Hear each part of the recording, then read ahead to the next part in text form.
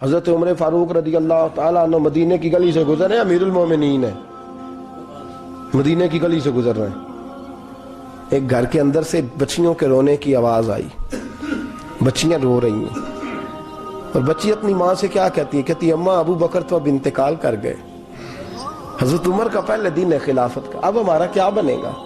ابو بکر تو وصال کر گئے۔ حضرت عمر فاروق رضی اللہ تعالیٰ عنہ نے رونے کی آواز سنی، دروازے پہ دستک دی، کہا بیٹو کیا بات ہے؟ تو بچیاں کہنے لگیں عمر ہمارے ابا جی ہماری 10-15 بکریاں ہیں، تو ہمارے والد صاحب ان کا دودھ دھو کے بیچا کرتے تھے، گزارا ہو جاتا تھا۔ جس دن ابا جی فوت ہوئے تو اس دن سے لے کر ابو بکر صدیق روز عصر کے بعد آیا کرتے تھے، ہماری بکریوں کا دودھ دھو کے دیتے تھے، کچھ ہم پیتی تھی، کچھ بیچ لیتی تھی، گزارا چلتا تھا۔ جس دن ابو بکر صدیق خلیفہ بنے تو ہم نے جا کے کہا ابو بکر اب کون دودھ دھوئے گا؟ تو سیدنا صدیق اکبر رضی اللہ تعالیٰ عنہ نے فرمایا بیٹے پہلے تو میں مرضی سے خدمت کرتا تھا، اب تو مصطفیٰ کی امت کی نوکری میری ڈیوٹی بن گئی ہے، تو میں آؤں گا۔ بچیاں رو رہی ہیں، حضرت عمر کو بتاتی ہیں، کہتی ہیں ابو بکر چلے گئے ہیں تو ہم پریشان ہیں، یتیم ہیں، لاوارث ہیں، بھائی کوئی نہیں، کون آئے گا، کون دیکھ بھال کرے گا؟ حضرت عمر فاروق گھٹنوں کے بل زمین پہ بیٹھ گئے، ان چھوٹی چھوٹی بچیوں کو سینے سے لگایا، فرمانے لگے میں ابو بکر کا کیا کروں، میرے لیے رستے بڑے مشکل کر گیا ہے، میں اس کے کس بادشاہ وقت ہو کے وہ غریبوں کے گھروں میں آ کے ان کی بکریوں کا دودھ بھی دوتا تھا، امیر المومنین ہو کے یہ رنگ بھی تھا۔ پر میں بیٹیوں فکر نہ کرنا، جب تک عمر زندہ رہے گا، عمر آتا رہے گا، یہ نوکری کرتا رہے گا۔ کچھ دن بیتے تو حضرت عمر فاروق کو یاد آیا اوخو مدینے میں ایک بوڑھی اماں بھی رہتی ہے جس کا کوئی گھر کا کام کرنے والا نہیں، اور جس بی بی کا کوئی بال بچہ نہیں، اور آنکھوں سے بھی وہ نابینی ہے۔ حضرت ابو بکر صدیق رات کے سناٹے میں جایا کرتے تھے، اس کے گھر میں جھاڑو دیتے تھے۔ یہ بادشاہ ہے، اس کی فقیری کا رنگ دیکھو، اس کو کنویں سے پانی بھر کے لا کے دیتے تھے، اور یہ لفظ آپ سنیں گے تو حیران ہو جائیں گے۔ اس بوڑھی اماں کے لیے نا ایک کونے میں گھر میں دور بار شیر میں ایک جگہ کھود دی تھی جہاں وہ بی بی پخانہ اور پیشاب کرتی تھی۔ امیر المومنین حضرت ابو بکر صدیق رات کو جاتے تھے اور اس کا وہ پخانہ وہاں سے اٹھا کے باہر پھینک کے آیا کرتے تھے۔ اس عورت نے پیغام بھیجا کہ عمر سے کہو میری بھی ڈیوٹیاں تو نہیں سر انجام دینی ہے۔ عمر فاروق ساری رات کام کرتے، سناٹا گہرا ہوتا تو جھاڑو دبایا ہے بغل میں، اور عمر فاروق نکلے ہوئے اس بی بی کے گھر میں جھاڑو دیا جا رہا ہے۔ حضرت انس بن مالک فرماتے ہیں میں نے آخری عمر میں بھی اس بوڑھے عمر کو دیکھا ہے، اس بڑھاپے میں بھی میں نے اس شخص کو دیکھا ہے کہ جب وجود کمزور ہو گیا، داڑھی سفید ہو گئی، لیکن پھر بھی اس کا انداز نہیں بدلا۔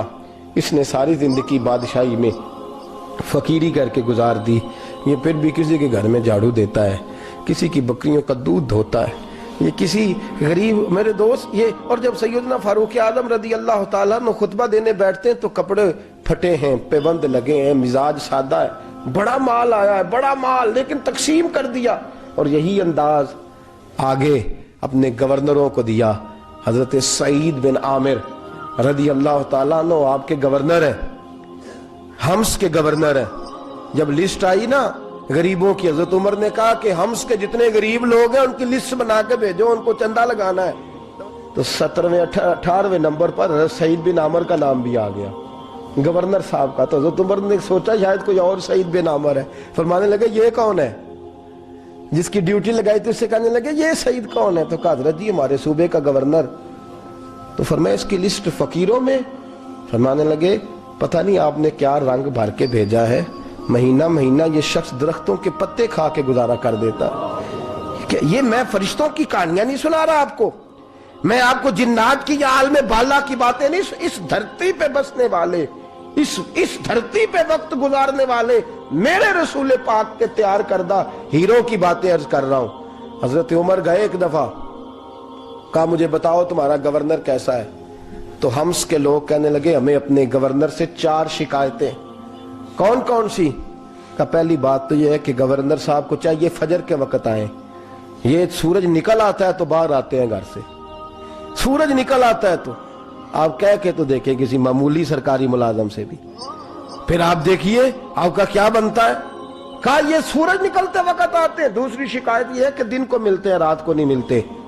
तीसरी शिकायत यह है कि महीने में एक दिन मिलते ही नहीं, गवर्नर साहब। चौथी शिकायत है कि रोते हैं, कभी कभी इतना रोते हैं कि बेहोश हो जाते हैं। हजरत फारूक आदम ने खड़ा कर लिया, फरमाया सही तेरी शिकायत आई हैं का हुजूर हुक्म। फरमाया सुना है, पहले तू फजर के वक्त आ जाता था लोगों के मसाइल सुनने, अब तू सूरज निकलते वक्त आता है।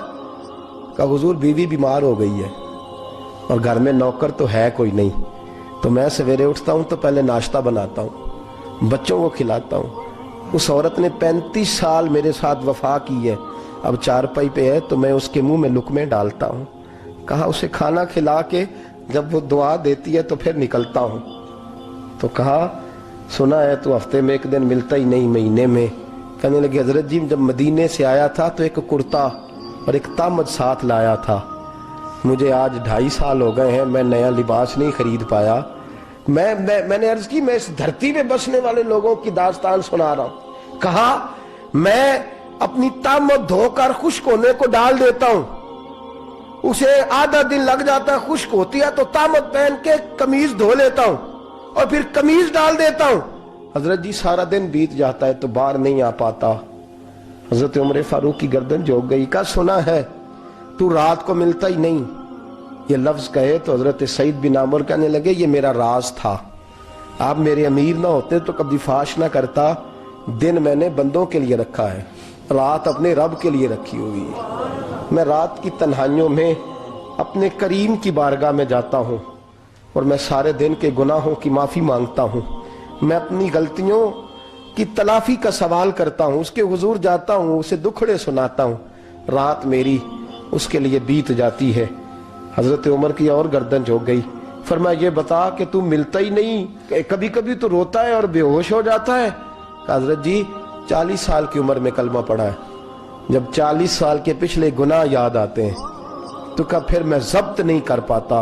वो खताएं, वो पाप, वो जुर्म, वो खताएं जब सोचता हूं ना कि रब खड़ा करके पूछेगा बता ये जुर्म क्यों किया, तो वो एहसास मुझे परेशान कर देता है। हजरत जी मैं फिर बर्दाश्त नहीं कर पाता, फिर मैं तड़प उठता हूं, मेरी ये कोताहियां हैं, बताइए क्या कहते हैं। हजरत फारूक आजम ने गर्दन उठाई तो आंखों में आंसू थे।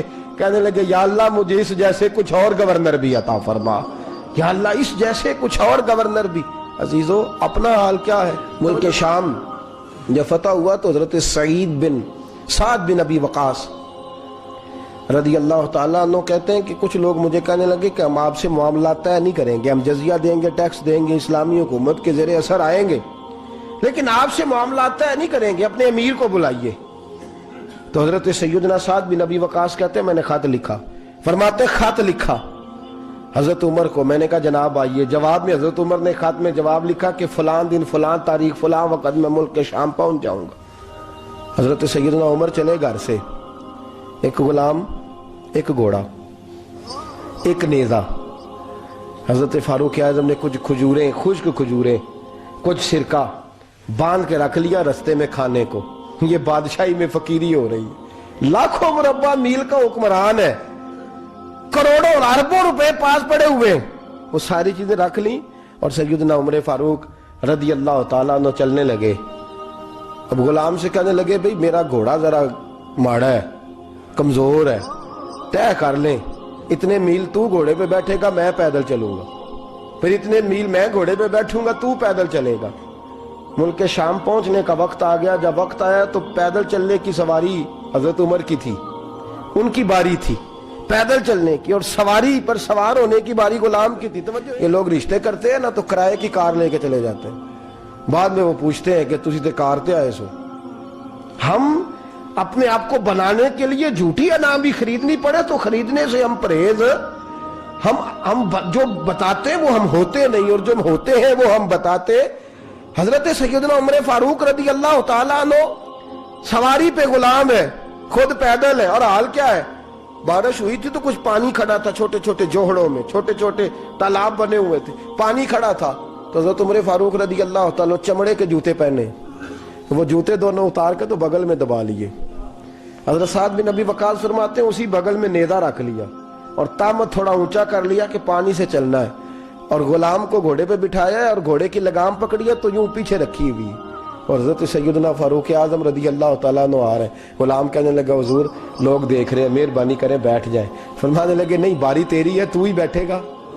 اس نے کہا حضور نہیں وہ تو ٹھیک ہے، کوئی باری فرض تو نہیں نہ ہو گئی، آپ مہربانی کریں آپ آ جائیں، ذرا لوگ آ رہے ہیں۔ فرمایا تمہیں کہا نا، غلام کا تھا میں نے تیسری دفعہ کہا تو حضرت عمر نے جلال سے دیکھا، اور جناب عمر کا جلال تو زمین کانپنے لگ جاتی تھی۔ کہتے ہیں کہا حضور آپ آ جائیں، تو کہتے تجھے کہا ہے نا چپ کر کے بیٹھا رہے، کہتے ہیں میں گھوڑے پہ ہی کانپنے لگا۔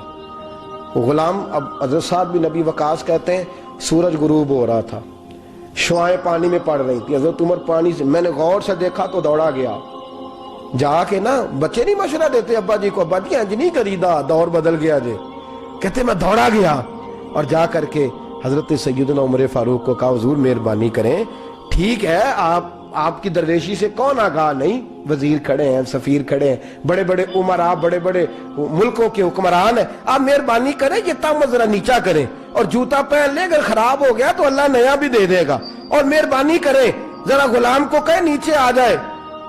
حضرت عمر کہنے لگے تمہیں کیا تکلیف ہے؟ کہا حضرت جی وہ وزیر مشیر کھڑے ہیں، یہودی ہیں، عیسائی ہیں، نجرانی ہیں، وہ بڑے بڑے مذاہب کے اور بڑے بڑے ملکوں کے ہیں، آپ کا بڑا نام سنا ہے۔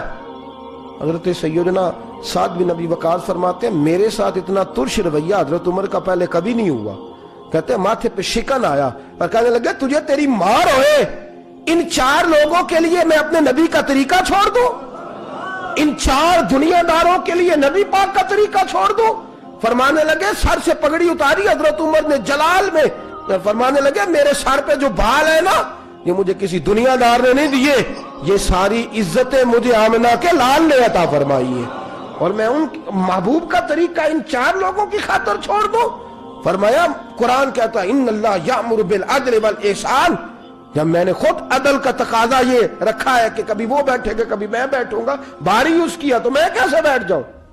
حضرت سعد بن ابی وقاص فرماتے ہیں اسی درویشی میں سلام اس پر کہ جس نے بادشاہی میں فقیری کی، کہتے ہیں اسی درویشی میں حضرت عمر پہنچے تو جو پہلے ڈرا کرتے تھے جب حضرت عمر آئے تو انہیں کامتے بھی دیکھا، روب اور بڑھ گیا، ان کے دلوں کے اندر حضرت عمر کا دبدبا اور بڑھ گیا، اور میرے کانوں میں کہنے لگے سعد پہلے سنا تھا لیکن دنیا سچی کہتی ہے، جو حال محمد اور محمد کے غلاموں کا ہے صلی اللہ علیہ، وہ دنیا میں دوسرا کوئی حاصل کر سکتا؟ آج ہمارے پروٹوکول، ہمارے دبدبے، ہماری انا پرستیاں، ہمارے دعوے، ہمارے طریقے، میرے عزیزوں لوگ ہمیں آ کے مثال دیتے ہیں، کہتے ہیں یورپ کی فلاں گلی میں یہ ہوتا ہے، میں نے کہا وہ گرد راہ کو نہیں پہنچ سکتے، یہ ساری چیزوں تو میرے مصطفیٰ کے غلاموں سے حاصل کیا، لوگ ہم نے چھوڑ دی، غیروں نے اپنا لی۔ خدارا اپنی زندگی میں تبدیلی لائیں، درویشی، سادگی، بے تکلفی، یہ زندگی حسین ہوتی ہے، یہ زندگی سکون والی ہوتی ہے، یہ زندگی اچھی ہوتی ہے، یہ فرحت اور تازگی والی ہوتی ہے۔ اپنے آپ کو ان تکلیفوں اور آلائشوں میں مبتلا نہ کریں، اگر اللہ مال دے، عزت دے، دولت دے، اللہ تعالیٰ نفاست عطا کرے تو پھر اپنے آپ کو سادہ کریں، آزاد کریں، کھلی ہوئی کتاب بنا کے اپنے آپ کو رکھیں۔ مجھے ایک بچہ کہنے لگا حضرت جی جب بھی آتے ہیں آپ کہیں بیٹھے مل جاتے ہیں، ہم کسی کو لا کے کہتے ہیں جناب حضرت جی بڑے مصروف ہیں اور آپ یہاں آگ تاپ رہے ہیں جلا کے، مہربانی فرمائیں۔ میں نے کہا یار 2-4 دن تو بن سور کے بیٹھنا بندے کے لیے آسان ہوتا ہے، سارا دن ملمہ سازی کر کے رکھنا اتنا آسان کام، تو ویسے بھی بندہ جو ہو وہ نظر آئے تو اس کے لیے زیادہ بہتر ہوتا ہے، جو ہو وہ دکھائی دے، وہ زندگی آسان ہو جاتی ہے، بہتر ہو جاتی ہے۔ اور ویسے بھی جو کھلی ہوئی کتاب ہوتی ہے اس میں لوگ مشکوک نہیں ہوتے، جو بندی ہوئی ہوتی ہے نا اس میں لوگوں کو خبر نہیں ہوتی کہ نہ جانے یہ کیا معاملہ ہے۔ میرے عزیزوں اپنے آپ کو بے تکلف بنائیں۔